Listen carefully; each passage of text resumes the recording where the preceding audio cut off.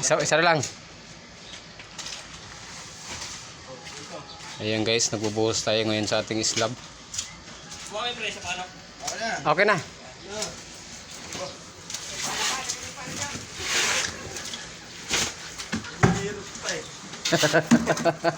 Hirit pa.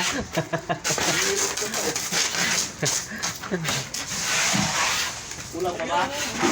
Ayan guys, magandang umaga. Ito yung aming binubuhusan guys. Oh. Ayan siya. Oh. Ayan sila nagmamasa ng simento.